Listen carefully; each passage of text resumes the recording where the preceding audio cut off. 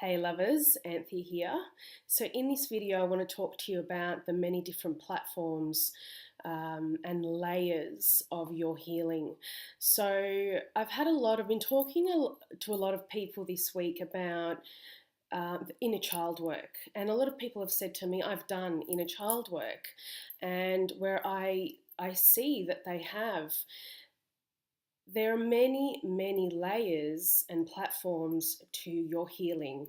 You don't just, I believe you have to continuously be, be aware if there are any other triggers or emotional charges or layers to that healing, right? So if you have had some really deep wounds from your inner child, it's like when you decide to do the work on your inner child and heal that wound, it's like you get on a train, and the train takes you to the first platform, which is the first destination, and you get off onto that platform and you begin to have a look around, yeah, and you heal that you heal that part of your wound that you've become aware of.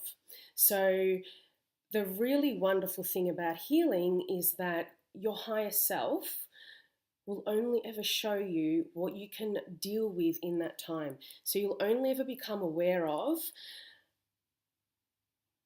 whatever it is that you can actually emotionally handle in that time, right?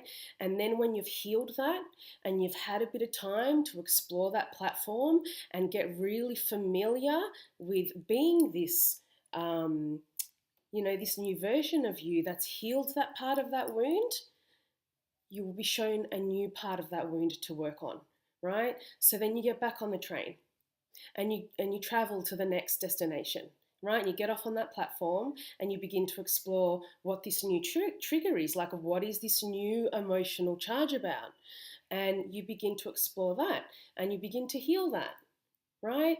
And then as you heal that, maybe something else appears. Maybe it doesn't. Maybe it only takes 2 destinations and you're done. Maybe it takes 10. Maybe it takes 20. We don't really know, right? But we do need to trust that our higher self will take us on the right journey and will always only show us that we can actually handle emotionally in that time. So that's what I mean by the many layers of your wounds. So it's really important that if you have a charge, if you are triggered by something and that younger part of you shows up and is like, ouch, and you recognize that it's your inner child or it's you're a teenager or a young adult, whatever it is, it's really important to begin to explore what it is they want from you, yeah? So I believe that if you don't heal the younger parts of you, they haunt you. And it's like they go with you everywhere you go. And they're just waiting for the right trigger to appear so that you can react from that younger part of you.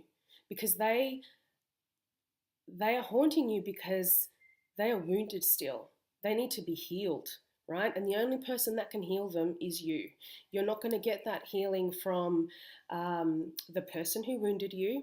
You know, you're not going to get that healing from anyone. The only person who can go in and heal your inner child is you, or your young adult, or your teenage years, whatever it is. So keep getting on that train and keep going deeper into the many layers of that wound. And the deeper you go, the freer you will be and the more beautiful your healings will be. Because when you release sadness, you become more enlightened. You understand yourself on a deeper level. You raise your vibration and you can begin to draw in what you actually want in your life. So it's really, really exciting. So every time you get a new trigger, thank it. Say thank you, right? I'm learning more about myself. This is an opportunity for me to grow and expand and understand myself on a deeper level so that I can be happier. And the way that you know that you have mastered this wound, that you've gotten to the root of it and you can walk away from it saying, I've actually done that inner child work, or I've actually let go of my ex-husband or my ex-wife, or I've really set myself free from this and I've learned everything there is that I can learn, is when you know, self-mastery really comes when the same thing happens again and you actually don't react anymore. You may feel that little bit of shock, you know, like that little bit of a surprise because that's what you're used to for the last 20 years, but you actually decide to look within and say, okay, what am I going to do about this? Is this calling me to remove myself from this situation? Is this calling me to cut the ties and just send love and just accept that it is what it is and that I actually do not need anything from this person or this situation? And you feel peace, and you can, if it's to end a relationship, you can do it from a place of love. That's when you know that you have mastered this wound. When the same thing keeps happening, but you don't react anymore. So I hope this video has helped.